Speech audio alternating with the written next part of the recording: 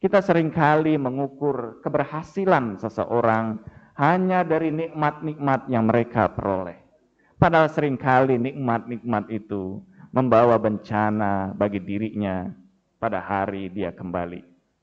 Karena Allah Subhanahu wa Ta'ala menurunkan itu semua agar nikmat yang dia berikan, agar tidak ada lagi tersisa nikmat di hari kiamat yang harus Allah berikan kepadanya. Ada dua orang hamba Allah Subhanahu wa Ta'ala. Yang pertama adalah orang yang sangat soleh, hidupnya penuh dengan kesalehan dan penuh dengan penghambaan kepada Allah Subhanahu wa Ta'ala. Dan satu lagi, hidupnya penuh dengan kejahatan. Dia kumpulkan harta dari jalan yang tidak sesuai dengan perintah Allah. Dia kumpulkan nikmat-nikmat dari tempat-tempat yang tidak pantas dia dapatkan. Sampai pada hari di mana kedua hamba Allah ini berada pada sakratul maut. Allah Subhanahu wa Ta'ala memerintahkan kepada malaikat, tanyalah kepada keduanya apa yang mereka minta pada hari-hari atau saat-saat terakhir mereka. Datanglah malaikat itu, mereka mendatangi hamba yang soleh itu. Dan hamba yang soleh itu meminta sesuatu kepada Allah Subhanahu wa Ta'ala.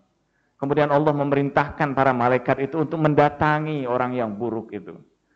Malaikat itu mendatangi orang yang buruk itu, dan malaikat mempertanyakan kepadanya apa yang dia minta. Dia memintalah sesuatu tentang kehidupan di dunia ini. Dan kemudian Allah memerintahkan kepada para malaikat itu untuk mengabulkan doa orang yang buruk itu dan menahan doa hamba yang soleh itu. Mereka bertanya para malaikat itu kepada Allah, ya Allah, bukankah dia adalah hamba-Mu yang soleh? Dan bukankah yang satunya adalah hamba-Mu yang buruk dalam kehidupannya? Dia habiskan waktunya dalam maksiat. Dia habiskan hidupnya, umurnya dalam dosa dan kesalahan. Tapi Engkau justru mengabulkan doa kepada hamba-Mu yang buruk itu.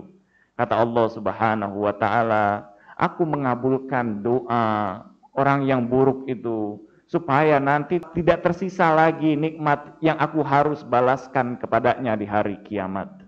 Dan aku sengaja menahan doa hamba yang soleh itu supaya nanti di hari kiamat dia menuntut nikmat-nikmat dari diriku. Dan apa yang diberikan, nikmat yang diberikan Allah kepada hamba yang buruk itu masuk dalam kategori istidraj.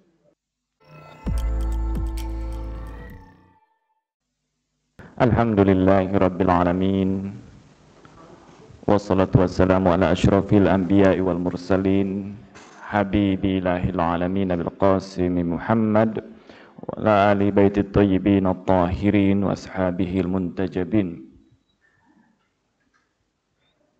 Saya akan berbicara tentang kiat-kiat menghindari istidraj. Suatu saat pada zaman Nabi Isa alaihissalam, Nabi Isa alaihissalam melewati sebuah perkampungan yang di perkampungan penduduk kampung itu tubuh mereka bergeletakan di jalan-jalan dan di pinggir-pinggir jalan, bahkan di perkebunan mereka dengan tubuh yang sangat buruk dan bau yang sangat menyengat. Kemudian Nabi Musa berkata kepada para pengikutnya, para hawariyin, para pengikut setia Nabi Isa alaihissalam, dan Nabi Isa mengatakan kepada mereka, lihatlah apa yang ada di hadapan kita saat ini. Seluruh penduduk kampung ini baru saja dilanda oleh azab Allah Subhanahu wa Ta'ala. Kemudian para hawariyin itu, para pengikut setia Nabi Isa alaihissalam itu berkata kepada Nabi Isa, ya Ruhullah, wadadna law alimna khabarahum fasa'alallahu ta'ala fa'auha ilaihi iza kana lail fanadahum yujibuk. Wahai ruh Allah, kembalikanlah mereka kepada kami, dan kalau kami mengetahui keadaan mereka, maka kami akan memohon perlindungan dari Allah Subhanahu wa taala. Maka bermohonlah Nabi Isa kepada Allah Subhanahu wa taala agar Allah Subhanahu wa taala membangkitkan lagi penduduk yang baru saja diazab Allah itu, yang tubuh mereka mengeluarkan bau dan nanah, yang bergeletakan di jalan-jalan. Kemudian Allah mengatakan kepada Nabi Isa, "Ya Isa, tunggulah malam ketika gelap." Dan ketika gelap malam tiba, Nabi Isa alaihissalam memanggil penduduk-penduduk kampung itu. Dan penduduk kampung itu kemudian mengucapkan, "Labaik ya Ruhullah, kami datang ya Ruhullah." Dan ajaib, mereka tiba-tiba bangkit dari kematian mereka dengan tubuh yang masih dalam keadaan yang buruk seperti itu. Kemudian Nabi Isa berkata kepada mereka, "Mahalukum, apa keadaan kalian?" Dan mereka berkata, "Kami tinggal dalam kesenangan, tapi kami berada dalam kerak jahanam." Kemudian salah seorang dari pengikut Nabi Isa bertanya kepada mereka, "Apa yang menyebabkan kalian seperti itu?" Kata mereka, "Bihubbina dunya wa ta'atina ahlil ma'asi. Wa iza nazala ni'matan minallah fa ni'matuhu sarafna fi ma'siyati." Kami sangat mencintai dunia dan mentaati ahlil maksiat. Dan kalau Allah menurunkan nikmat kepada kami, kami gunakan nikmat itu untuk melakukan maksiat.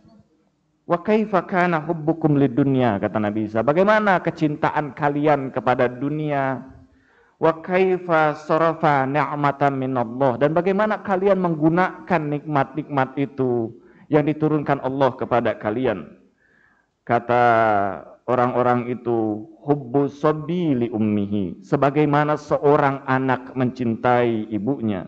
Kalau dunia itu datang kepada kami, maka kami gembira dan bersenang-senang dan melupakan seluruh perintah-perintah Allah dan melalaikannya. Dan kalau kami kehilangan dunia itu dan kehilangan nikmat itu, kami berada dalam kesedihan dan tangisan memenuhi kehidupan kami. Dan bagaimana keadaan kalian saat ini? Kata orang-orang itu, kami berada dalam kondisi yang sangat buruk. Kami berada dalam kerak jahanam dan kami sama sekali tidak dapat perlindungan dari Allah Subhanahu wa taala pada hari di mana seluruh azab yang sangat pedih ditimpakan kepada manusia. Kemudian kata Nabi Isa alaihissalam, setelah orang-orang itu kembali dalam keadaannya yang semula, kembali dalam kematiannya, unzuru, lihatlah mereka, fahum fi istidraj. Mereka berada dalam istidraj. Hadis dari Nabi Isa alaihissalam. Hadis itu dimuat atau riwayat itu dimuat oleh Al-Imam Al-Ghazali dalam Mukasyafatul Qulub, penampakan hati. Apa yang dimaksud dengan istidraj? Dalam hadis, ada sebuah hadis dari Rasulullah sallallahu alaihi wasallam. Dalam hadis itu Rasulullah sallallahu alaihi wasallam berkata, "Innallaha iza arada bi'abdi khairan fa'aznaba zanban atba'uhu biniqmatin wa yazkaruhul istighfar." Kalau Allah Subhanahu wa taala menghendaki kebaikan dari seorang hamba, maka ditimpakan kepada hamba itu sebuah dosa, dan karena perlakuan dosa itu, hamba itu kemudian merasakan kepedihan atas dosa yang dia lakukan. Kemudian dia teringat akan istighfar, memohon ampunan kepada Allah Subhanahu wa taala. Wa iza arada bi'abdin syarran fa'aznaba zanban atba'uhu bini'matin liyansihil istighfar wa yutamada biha wa huwa qawlu Allah Ta'ala sanustadrijuhum min haitsu la ya'lamun bini'man indal ma'asi. Kata Rasulullah sallallahu alaihi wasallam, jika Allah menghendaki keburukan bagi hamba itu, maka ditimpakan dosa bagi hamba itu dan mereka melakukan tindakan dosa, tapi diikuti dengan kenikmatan dengan dosa itu yang melalaikan mereka dari permohonan ampunan kepada Allah Subhanahu wa taala, dan mereka berpegang kepada nikmat-nikmat Allah Subhanahu wa taala. Dan itulah perkataan Allah Subhanahu wa taala pada surah Al-A'raf ayat 182. Allah mengatakan, kami akan mengeluarkan mereka sebagaimana mereka sebagai min haitsu la ya'lamun, dari tempat yang mereka tidak ketahui. Dan itulah sebenarnya makna istidraj, yaitu Allah Subhanahu wa taala menjauhkan diri kita dari diri Allah Subhanahu wa taala. Allah memberikan nikmat kepada kita, tapi nikmat itu justru mendatangkan bencana bagi kita. Allah memberikan kita kebahagiaan, tapi kebahagiaan itu justru menjauhkan kita dari Allah Subhanahu wa taala. Allah memberikan banyak sekali kepada kita rezeki dari tempat yang tidak kita duga-duga.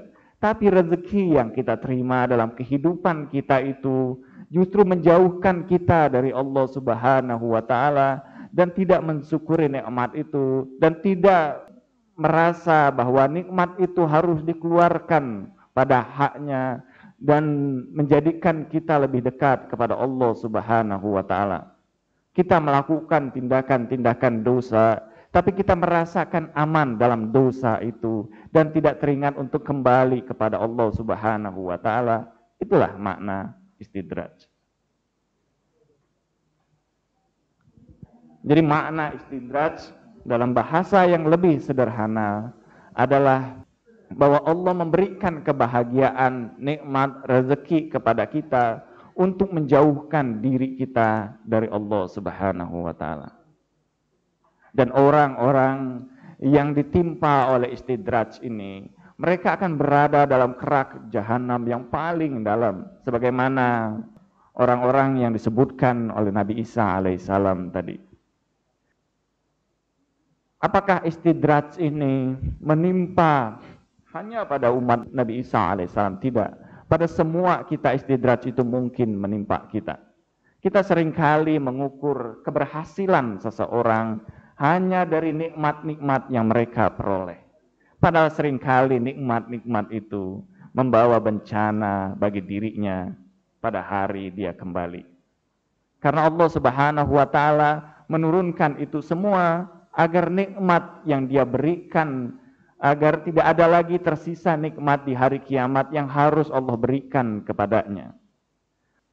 Ada dua orang hamba Allah Subhanahu wa taala. Yang pertama adalah orang yang sangat soleh. Dia hidupnya penuh dengan kesalehan dan penuh dengan penghambaan kepada Allah Subhanahu wa taala. Dan satu lagi hidupnya penuh dengan kejahatan. Dia kumpulkan harta dari jalan yang tidak sesuai dengan perintah Allah. Dia kumpulkan nikmat-nikmat dari tempat-tempat yang tidak pantas dia dapatkan. Sampai pada hari di mana kedua hamba Allah ini berada pada sakratul maut. Allah Subhanahu wa taala memerintahkan kepada malaikat, tanyalah kepada keduanya apa yang mereka minta pada hari-hari atau saat-saat terakhir mereka. Datanglah malaikat itu, mereka mendatangi hamba yang soleh itu. Dan hamba yang soleh itu meminta sesuatu kepada Allah Subhanahu wa taala. Kemudian Allah memerintahkan para malaikat itu untuk mendatangi orang yang buruk itu. Malaikat itu mendatangi orang yang buruk itu dan malaikat mempertanyakan kepadanya apa yang dia minta. Dia memintalah sesuatu tentang kehidupan di dunia ini. Dan kemudian Allah memerintahkan kepada para malaikat itu untuk mengabulkan doa orang yang buruk itu dan menahan doa hamba yang soleh itu. Mereka bertanya para malaikat itu kepada Allah, ya Allah, bukankah dia adalah hamba-Mu yang soleh? Dan bukankah yang satunya adalah hamba-Mu yang buruk dalam kehidupannya? Dia habiskan waktunya dalam maksiat. Dia habiskan hidupnya, umurnya dalam dosa dan kesalahan. Tapi Engkau justru mengabulkan doa kepada hamba-Mu yang buruk itu. Kata Allah Subhanahu wa ta'ala, aku mengabulkan doa orang yang buruk itu supaya nanti tidak tersisa lagi nikmat yang aku harus balaskan kepadanya di hari kiamat. Dan aku sengaja menahan doa hamba yang soleh itu supaya nanti di hari kiamat dia menuntut nikmat-nikmat dari diriku. Dan apa yang diberikan, nikmat yang diberikan Allah kepada hamba yang buruk itu masuk dalam kategori istidraj. Jadi istidraj pada intinya adalah seluruh tindakan yang diberikan oleh Allah, kebahagiaan, nikmat, dan sebagainya yang diberikan kepada kita untuk menjauhkan diri kita dari Allah Subhanahu wa ta'ala. Kata Ibnu Qayyim al-Jauzi dalam bukunya Ar-Ruh, Ibnu Qayyim al-Jauzi menceritakan betapa banyak orang-orang yang tidak tahan dalam penderitaan dan musibah. Padahal penderitaan dan musibah itu adalah kasih sayang Allah kepada dirinya. Tapi betapa banyak orang yang menganggap dirinya sangat dekat dengan Allah karena nikmat-nikmat Allah. Padahal nikmat itu adalah istidraj baginya. Ibnu Qayyim menceritakan dalam kitabnya Ar-Ruh. Nah, ibu-ibu, kita dalam kehidupan ini tentu kita adalah hamba yang lemah. Kita akan selalu dengan mudah terjerembab dalam tindakan kesalahan dan dosa. Kita akan dengan mudah jatuh dan jatuh lagi dalam tindakan-tindakan kita yang buruk. Karena kita adalah hamba yang lemah. Dalam satu peristiwa, Nabi Daud alaihissalam berkata kepada Daniel. Daniel adalah salah seorang sahabat dekat Nabi Daud alaihissalam dan sangat soleh. Bahkan sebagian menyebutkan bahwa Daniel itu adalah seorang nabi. Dan kuburnya sampai sekarang ada di sebuah kota di Iran, di Isfahan, yang kubur itu selalu juga memberikan barokah bagi banyak orang. Dan mereka mengenal itu sebagai Nabi Daniel. Walaupun pada hadis yang ada di sini disebutkan sebagai hamba yang soleh. Allah Subhanahu wa ta'ala berkata kepada Nabi Daud, ya Daud, katakanlah kepada hambaku Daniel, kalau dia bermaksiat kepadaku 1 kali dan meminta ampunan kepadaku, aku ampuni dia. Kalau dia bermaksiat lagi dan meminta ampunan kepadaku, aku ampuni dia. Kalau ketiga kalinya dia berlaku maksiat kepadaku, dan dia meminta ampunan kepadaku, aku akan ampuni dia. Kalau dia bermaksiat lagi untuk yang keempat kalinya, dan dia memohon ampunan dariku, aku tidak memberikan ampunan kepadanya. Datanglah Nabi Daud kepada Daniel dan menceritakan wahyu Allah Subhanahu wa ta'ala yang seperti itu. Pada malam harinya, Daniel berdiri di tengah malam yang gulita itu. Dalam munajatnya malam itu dia berkata kepada Allah, ya Allah, aku adalah hamba-Mu yang lemah. Laula a'simani, kalau Engkau tidak melindungi diriku, maka aku akan bermaksiat kepadamu sekali lagi. Aku akan bermaksiat kepadamu sekali lagi, dan aku akan bermaksiat kepadamu sekali lagi. Daniel mengatakan, kalaulah kita ini tidak berada dalam perlindungan Allah Subhanahu wa ta'ala, kita akan jatuh dalam maksiat dan kesalahan. Karena kita adalah hamba Allah yang lemah. Tapi yang paling mendasar di sini adalah bagaimana kita terhindar dari al-istidraj itu. Bahwa kita adalah hamba yang lemah sebagaimana tadi. Bahwa salah satu yang juga kecintaan Allah memberikan kita kelemahan itu agar kita jatuh dalam dosa itu dan merasakan kepedihan dari dosa kita itu dan memohon ampunan kepada Allah Subhanahu wa ta'ala.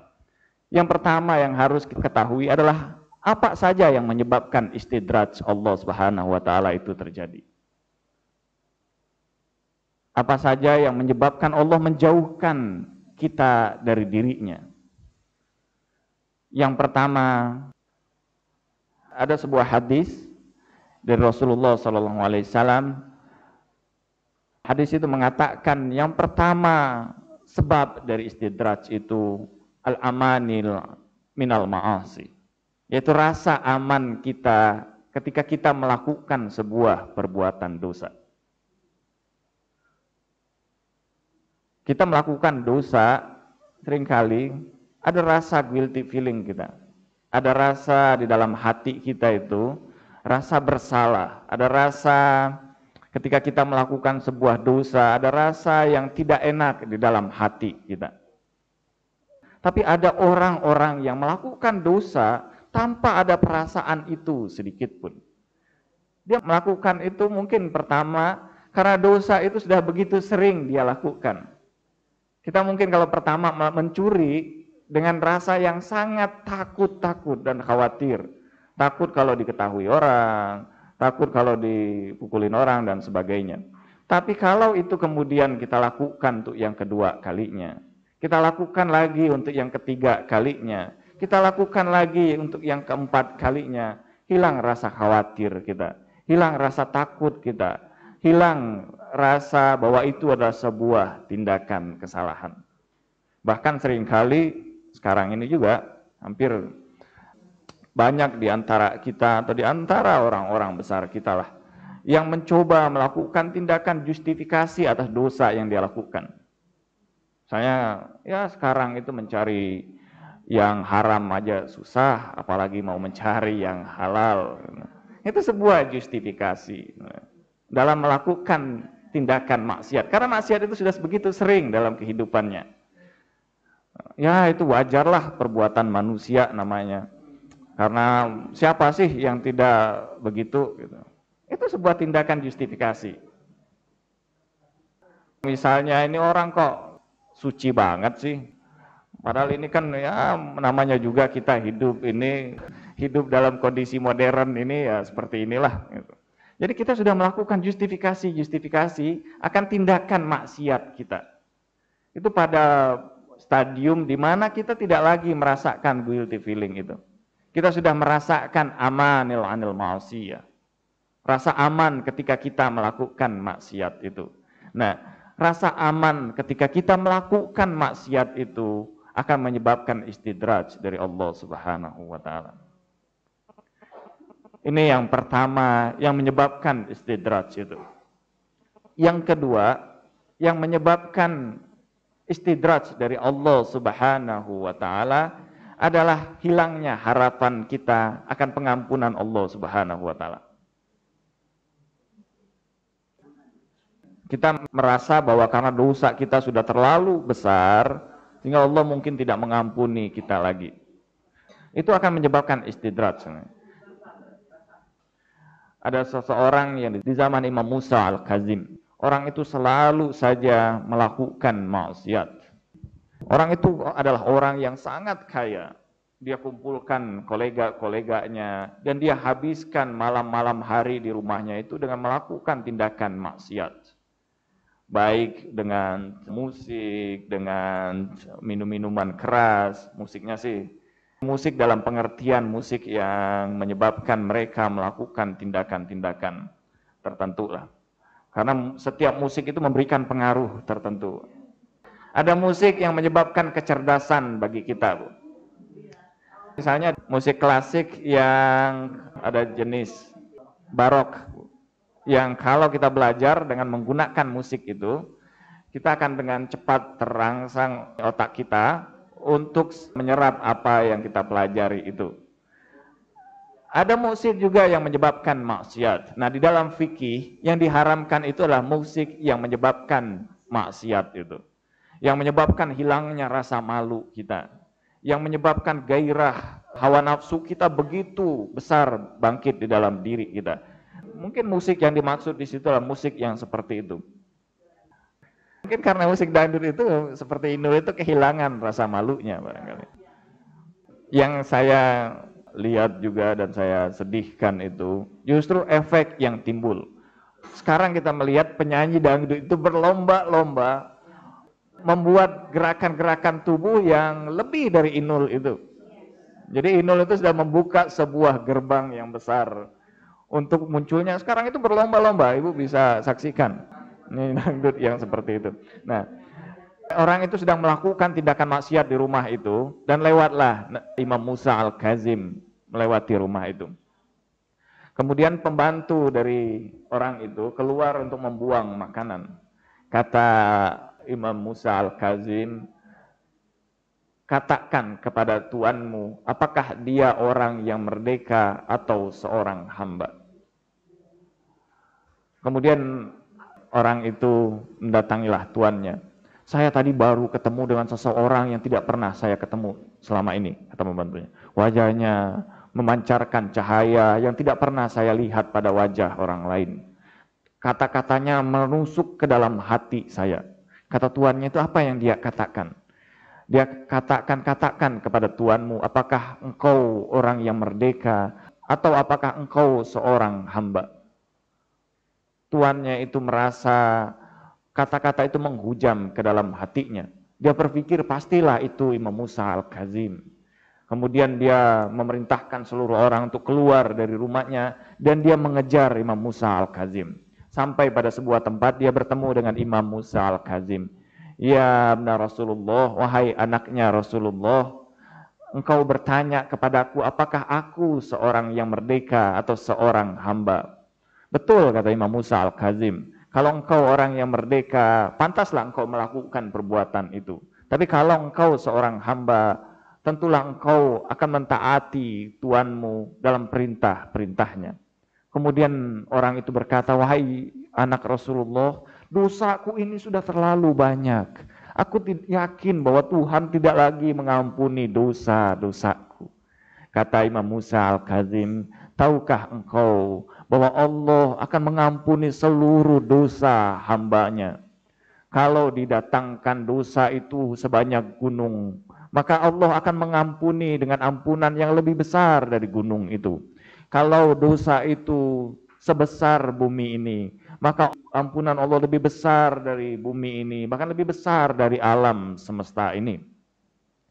Kemudian kata Imam Musa Al-Kazim bahwa kalaulah di dunia ini tidak lagi ada hamba yang berdosa, maka Allah akan menghancurkan dunia ini dan menggantikan dengan hamba yang berdosa, supaya hamba itu datang kepada Allah dan memohon ampunan.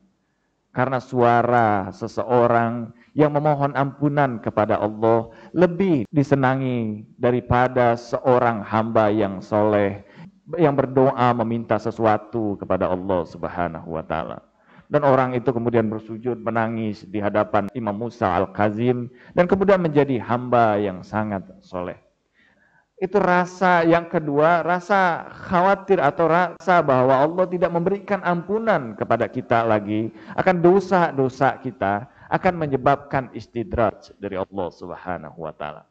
Allah akan melepaskan diri kita dan membiarkan diri kita dalam dosa itu, bahkan memberikan kita nikmat-nikmat sehingga menyebabkan kita semakin hari semakin lupa akan Allah Subhanahu wa Ta'ala.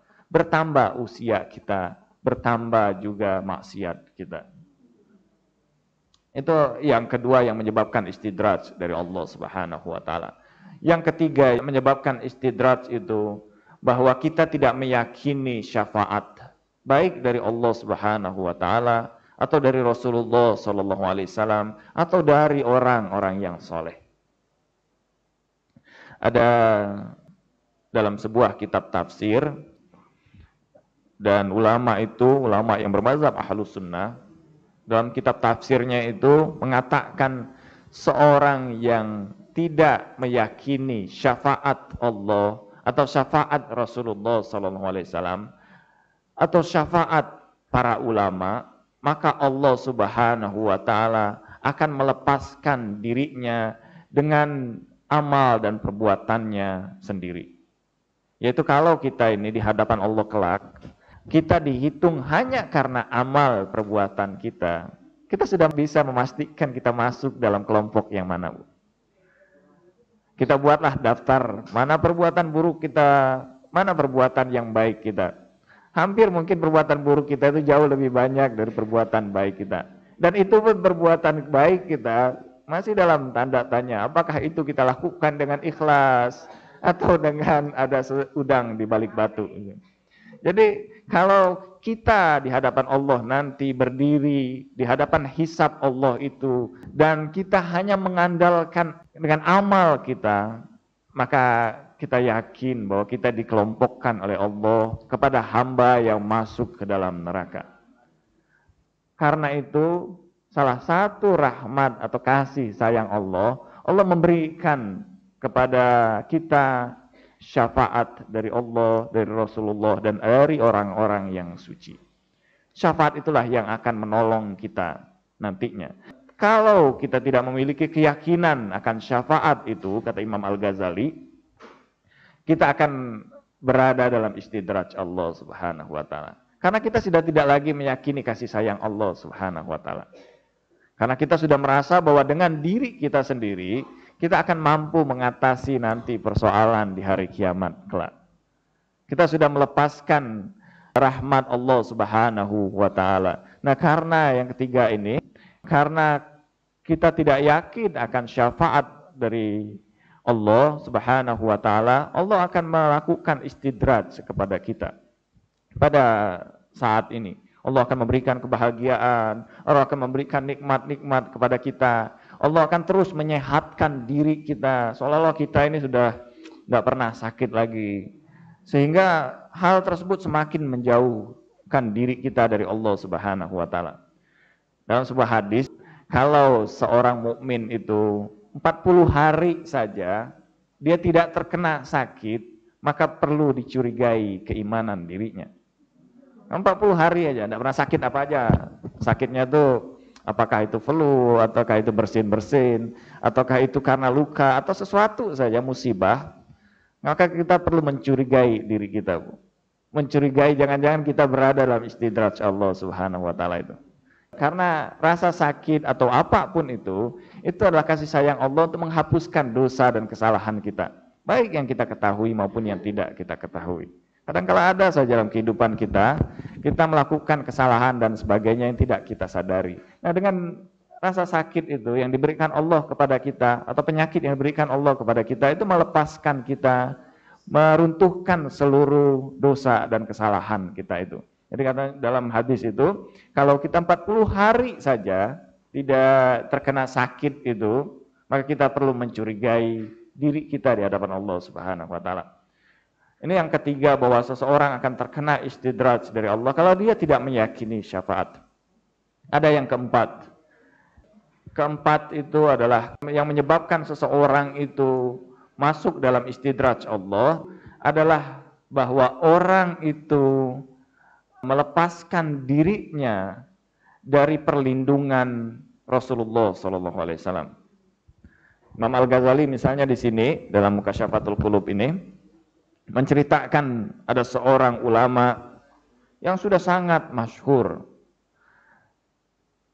Setiap doanya dikabulkan oleh Allah Subhanahu wa ta'ala.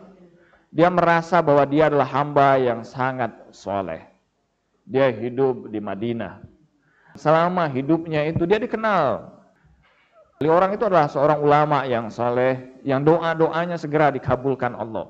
Orang-orang berdatangan kepadanya, meminta doa darinya, dan ada yang sakit datang kepadanya, minta didoakan agar segera sembuh dari penyakitnya.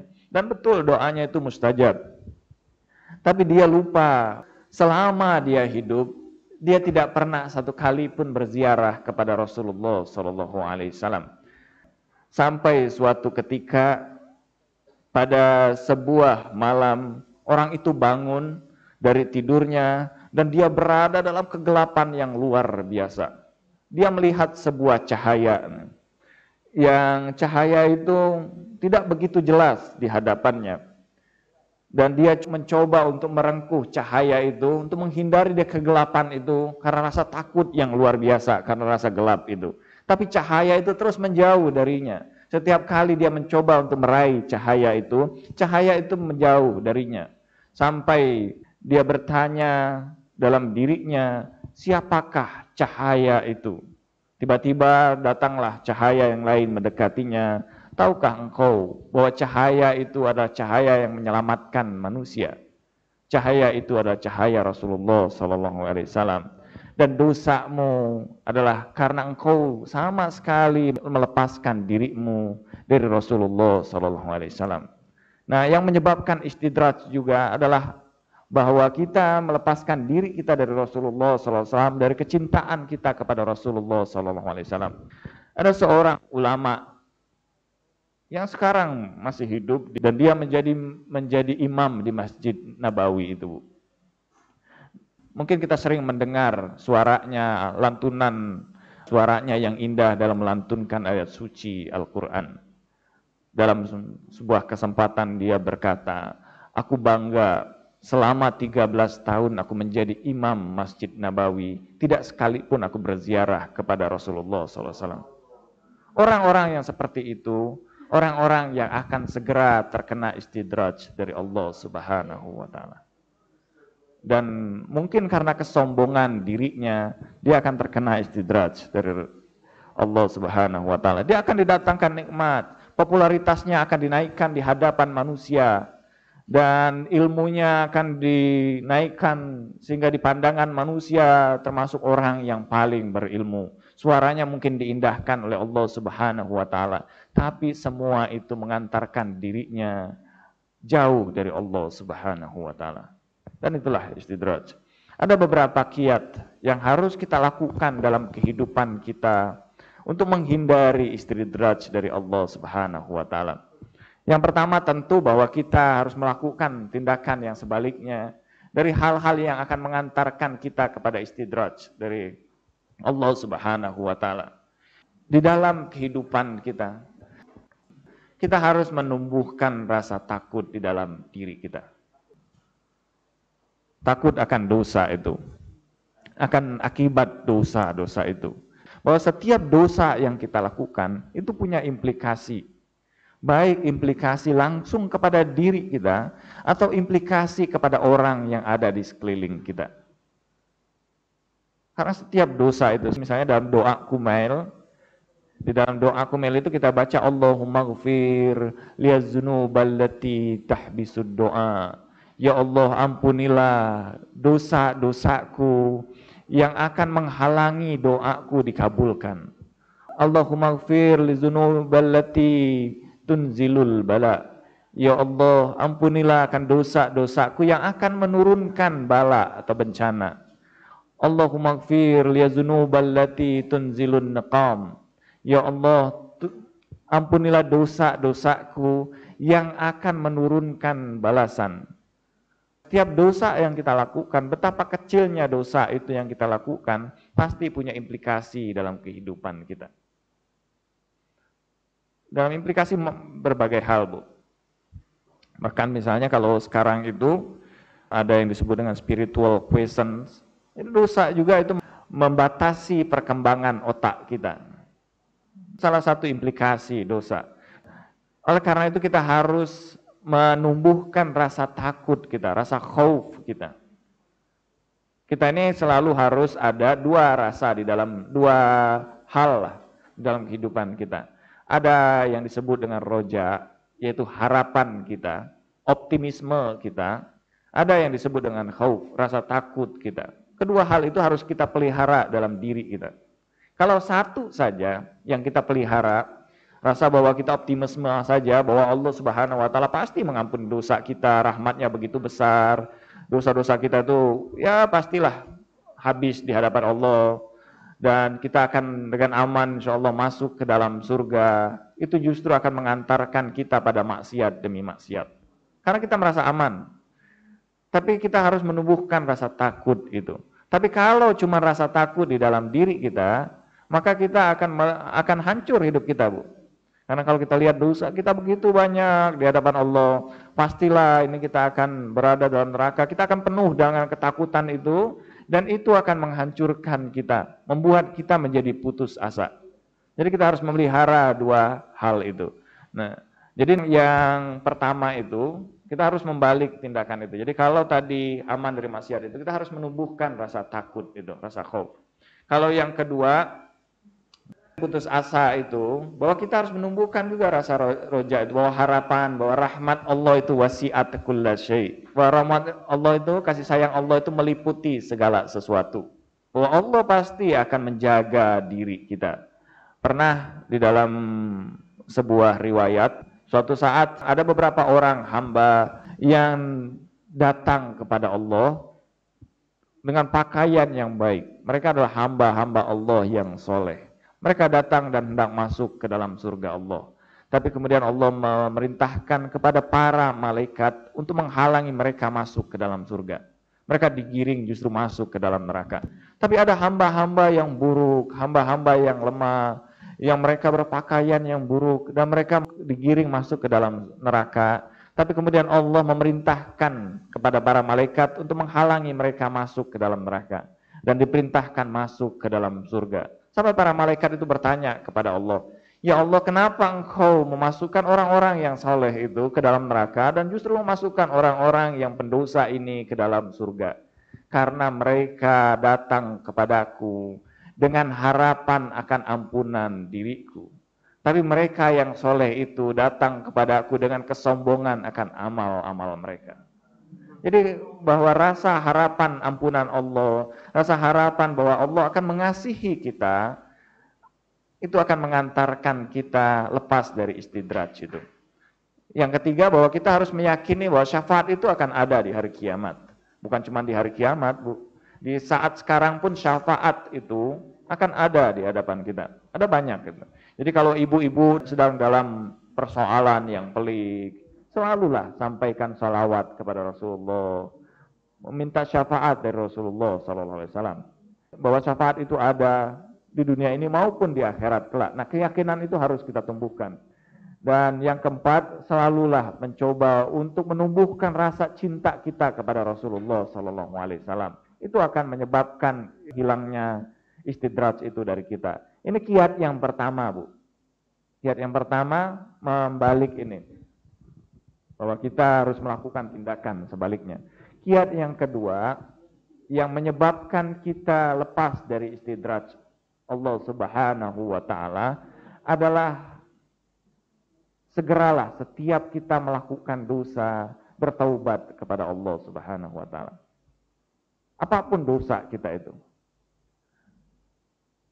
Baik taubat itu dengan istighfar yang kita lakukan atau dengan mohon kepada Allah ampunannya dan meyakini bahwa kita tidak akan melakukan atau bertekad di hadapan Allah untuk tidak melakukan dosa yang kita lakukan itu. Walaupun mungkin terulang lagi, Bu. Tapi paling tidak kita sudah menetapkan diri bahwa kita berjanji di hadapan Allah untuk tidak melakukan dosa itu. Nah, dengan taubat itu setiap kali ketika kita melakukan sebuah dosa, kita melakukan taubat, Allah akan segera terus-menerus akan melindungi diri kita. Karena ketika kita melakukan dosa itu, Allah akan meluncurkan namanya Sari'ul Hisab, yang paling cepat hisabnya. Jadi dia akan menghitung dosa kita itu. Tapi ketika kita bertaubat,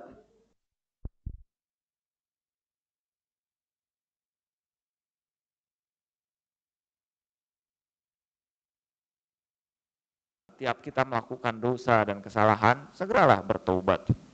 Atau setiap kita selesai sholat kita, sujudlah sebentar, kita baca istighfar di hadapan Allah Subhanahu wa taala.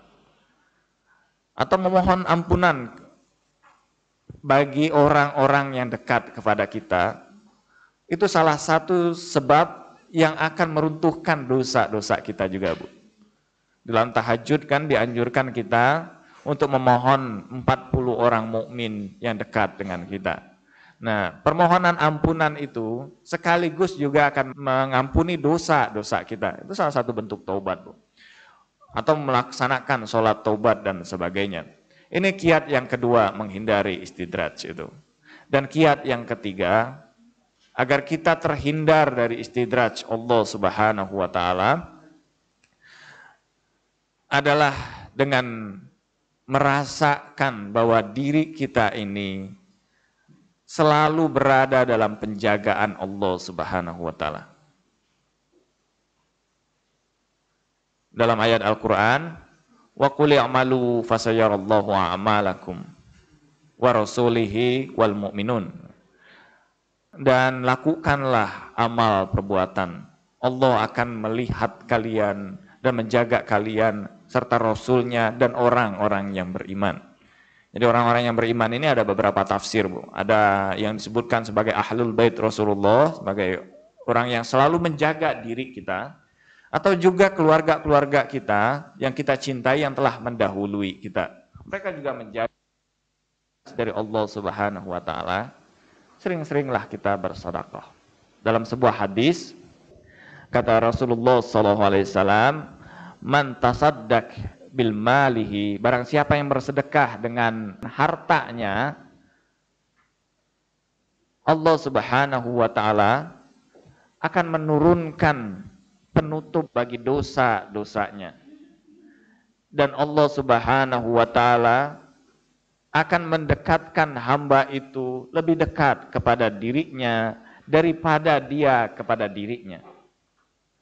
Jadi ketika kita melakukan sedekah itu, kata Rasulullah SAW, Allah menurunkan hijab agar dosa-dosa kita tidak tampak di hadapan manusia yang lain, atau keburukan-keburukan kita tidak tampak di hadapan manusia yang lain. Dan yang kedua, bahwa Allah mendekatkan kita dengan dirinya lebih dekat daripada kita sendiri dengan diri kita sendiri. Saking dekatnya antara diri kita dengan Allah Subhanahu wa taala. Dan ini yang keempat, yaitu kiat agar kita terhindar dari istidraj Allah Subhanahu wa taala. Dan sebagai penutup, ada sebuah kisah yang menarik yang ingin saya sampaikan di sini. Ada seorang yang bernama Ubaidah bin Jarrah. Dia membawa harta yang sangat banyak dari Bahrain. Sampailah dia ke sebuah perkampungan yang kecil. Di tengah perkampungan itu hidup seorang perempuan yang sebagian tubuhnya sudah dalam keadaan lumpuh. Datanglah Ubaidah bin Jarrah itu untuk memberikan sedikit hartanya kepada perempuan itu sebagai bekal bagi hidup perempuan itu. Kemudian setelah itu dia kembali ke Madinah, dan sampailah ketika di Madinah dia bertemu dengan Rasulullah SAW. Dan Rasulullah segera menyambut Ubaidah bin Jarrah itu dengan senyumannya yang tidak pernah dia sampaikan kepada sahabat-sahabatnya yang lain. Ketika Rasulullah menyambutnya, Rasulullah berkata kepadanya, "Selamat datang, wahai orang yang didekatkan Allah kepada dirinya lebih dari hamba-hambanya yang lain." Kemudian Ibnu Jarrah itu kaget dengan yang seperti itu, dan para sahabat juga bingung dengan ucapan Rasulullah SAW. Sampai kemudian salah seorang di antara sahabat itu bertanya, ya Rasulullah, fabshir nih, jelaskanlah kepada kami, apa yang menyebabkan Ubaidah ini lebih dekat dari hambanya yang lain. Kata Rasulullah SAW, dia telah melepaskan dirinya dari istidraj Allah Subhanahu wa taala. Dia lepaskan keburukan dari hartanya dengan memberikan kepada seorang hamba yang dicintai oleh Allah Subhanahu wa taala. Kemudian Rasulullah berkata kepada Ubaidah, "Ya Ubaidah, tahukah engkau siapakah perempuan itu?" Kata Ubaidah, "Aku tidak tahu ya Rasulullah. Dia adalah seorang perempuan tua yang lemah tubuhnya dan sebagian separuh tubuhnya itu berada dalam kelumpuhan." Kata Rasulullah SAW, perempuan itu sampai lumpuh karena waktunya habis bermunajat kepada Allah Subhanahu wa taala. Dan karena itulah Allah mengangkat derajatmu di sisinya lebih dekat dari hambanya yang lain. Wassallallahu ala Muhammad wa ali tahirin. Dan silahkan mungkin ibu-ibu, mungkin ada yang ingin disampaikan atau kita diskusikan ini. Silahkan Bu. dalam hadis Nabi, kalaulah seorang mukmin itu 40 hari tidak ditimpa penyakit, tidak selamanya, Bu. Ada banyak orang-orang yang soleh, yang sangat dekat dengan Allah Subhanahu wa Ta'ala, dicoba dengan penyakit-penyakit dalam kehidupannya, dengan musibah-musibah dalam kehidupannya. Jadi bukan berarti kemudian kalau sudah soleh lantas kita ini sehat terus, tidak pernah sakit, enggak, Bu. Kadang-kala Allah menguji kita dengan hal yang seperti itu. Bahkan misalnya dalam Ar-Ruh tadi, dalam Ibnu Qayyim Al-Jauzi, nanti ketika dikubur itu akan banyak orang-orang yang menyesal. Karena mereka selama hidupnya, mereka meminta kepada Allah agar Allah segera melepaskan ujian dan bencana yang ditimpakan kepada mereka. Padahal ujian dan bencana yang ditimpakan kepada mereka itu melepaskan mereka dari siksa kuburnya. Jadi orang-orang itu kemudian menyesali, kenapa dulu kita tidak meminta agar Allah membiarkan kita dalam kondisi yang seperti itu. Tapi kita selalu saja meminta agar Allah segera melepaskan diri kita dari bencana itu atau dari musibah itu. Jadi musibah atau rasa sakit atau sakit apa saja yang kita derita sebenarnya adalah kasih sayang Allah Subhanahu wa Ta'ala. Jadi bukan berarti kemudian kalau kita sudah soleh kita akan terhindar dari sakit. Yang juga berarti bahwa orang yang sakit itu orang yang tidak soleh, enggak, Bu. Jadi mungkin saja dia karena baik menjaga kesehatannya dan sebagainya. Tapi paling tidaklah siapapun menurut saya dalam selama 40 hari lah, itu pasti ada aja, bukan cuma sakit dalam pengertian penyakit yang kita derita, atau bisa jadi misalnya ibu sedang masak di dapur tiba-tiba terluka tangannya dan sebagainya. Itu salah satu bentuk yang sebuah hal yang membuat kita sakit selama 40 hari itu. Yang terbaik doa kita ketika mendapatkan derita yang seperti itu, agar kita mengharapkan kepada Allah, kita diberikan kesabaran dan Allah menghapuskan dosa-dosa kita. Terutama ketika kita sakit itu doa kita paling didengarkan oleh Allah Subhanahu wa Ta'ala. Mintalah dengan doa-doa pada saat-saat mustajab yang seperti itu, dengan doa-doa yang berkaitan dengan maknawi kita, Bu. Dengan doa agar Allah menghapuskan dosa kita, mengangkat derajat kita di hadapan Allah Subhanahu wa Ta'ala, melepaskan diri kita dari bencana akhirat yang akan ditimpakan kepada kita. Pada saat-saat itu adalah saat-saat mustajab dari sebuah doa ketika kita dalam keadaan sakit itu, Bu. Dan boleh saja, Bu, kita meminta agar segera disembuhkan dari penyakit itu. Itu sebagai rasa kita lah sebagai seorang anak yang manja di hadapan orang tuanya. Jadi di hadapan Allah Subhanahu wa Ta'ala kita merengek meminta bahwa segera disembuhkan dari penyakit kita, dari kondisi yang buruk yang kita derita. Jadi boleh saja, Bu, Ibu minta seperti itu. Bu, jadi siapapun yang kena penyakit atau berada dalam keadaan sakit itu, selama dia berada dalam kesabaran, meyakini bahwa itu adalah kasih sayang Allah dan tidak berputus asa. Ada sering orang-orang yang seringkali orang-orang ketika ditimpa derita, penyakit dan sebagainya, seringkali berkata, salah apa saya ini di hadapan Allah? Dosa apa yang saya buat? Apa yang saya lakukan sehingga Allah menimpakan derita ini kepada saya? Hal yang seperti itu sebenarnya adalah sebuah tindakan yang buruk dari diri kita. Kita sudah melepaskan keyakinan bahwa Allah Subhanahu wa Ta'ala justru mengasihi kita dengan kondisi kita yang seperti itu, Bu. Paling tidaklah kita tidak sempat memikirkan aib orang lah, Bu. Kalau kita sehat biasanya kita memikirkan aib orang ini begini.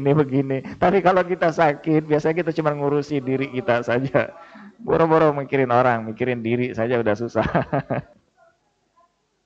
Nikmat itu juga karena kasih sayang Allah. Tapi kalau nikmat itu justru menjauhkan diri kita dari Allah, itulah kondisi istidraj. Ada banyak, Bu, contoh. Mungkin di sekeliling kita lah. Contoh orang-orang yang kelihatannya kaya, kelihatannya diberikan rezeki yang dari tempat yang tidak diduga-duga. Kalau saya harus kerja keras untuk mendapatkan uang, harus menghabiskan nafas saya, dia bernafas saja udah dapat uang. Ada orang-orang yang seperti itu. Kata Imam Ja'far As-Shadiq, janganlah kalian kagum kepadanya. Kalau harta itu tetap bersamanya, maka hidupnya tidak akan lebih baik dari dirimu. Ada banyak orang-orang yang seperti itu, Bu. Ada banyak di negeri ini orang yang dahulu berkuasa dan kaya raya, tapi kemudian tidak mendapat menikmati sedikit pun hartanya. Justru dia mendapatkan kerugian dengan kehilangan anggota keluarganya, atau bagian dari keluarganya itu jatuh pada keburukan-keburukan. Tapi bukan berarti kemudian orang yang mendapatkan rezeki yang kaya dan sebagainya itu berada dalam istidraj. Selama rezeki itu mendekatkan diri dia dengan Allah Subhanahu wa taala, Allah akan menambahkan rezeki kepadanya. Allah akan memberikan nikmat kepadanya. Jadi Allah akan segera menambahkan nikmat-nikmat kepada kita kalau kita mensyukuri nikmat Allah Subhanahu wa taala itu. Kita membagikan sedikit harta kita, Allah akan memberikan lebih banyak kepada kita. Bahkan min haitsu la yahtasib, dari tempat-tempat yang tidak kita duga. Marilah ibu-ibu, kita tutup pengajian kita ini dengan membacakan sebuah doa dari Imam Ali Zainal Abidin. Allahumma salli ala Muhammad wa ali Muhammad bihaqi Muhammad wa abnaihi wa sallallahu ala sayyidina Muhammadin wa ali tahirin. Allahumma inna nas'aluka bihadad du'a ilahana, dengan kodratmu ampuni kami, dengan kasihmu maafkan kami, dengan ilmumu sayangi kami. Tuhan kami, Engkaulah yang membuka pintu menuju maafmu kepada hamba-hambamu. Kau namai itu taubat. Kau berfirman, bertaubatlah dengan taubat nasuha. Apa halangan orang yang lalai memasuki pintu itu setelah terbuka? Tuhan kami, jika jelek dosa dari hamba-Mu ini, berikanlah maaf dari sisi-Mu. Tuhan kami bukan yang pertama membantah-Mu dan Kau maafkan, dan menolak nikmat-Mu tetapi Engkau kasihi.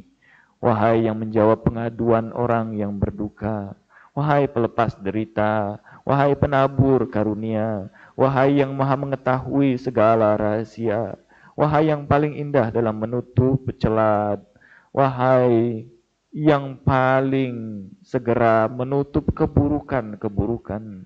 Kami memohon pertolongan dengan karunia dan kebaikan-Mu. Kami bertawasul dengan kemuliaan dan kasih sayang-Mu. Ampunilah dosa-dosa kami. Perkenankanlah doa-doa kami. Jangan Kau kecewakan harapan kami. Terimalah taubat kami. Hapuskanlah kesalahan kami dengan karunia dan rahmat-Mu. Wahai yang lebih pengasih dari segala yang mengasihi.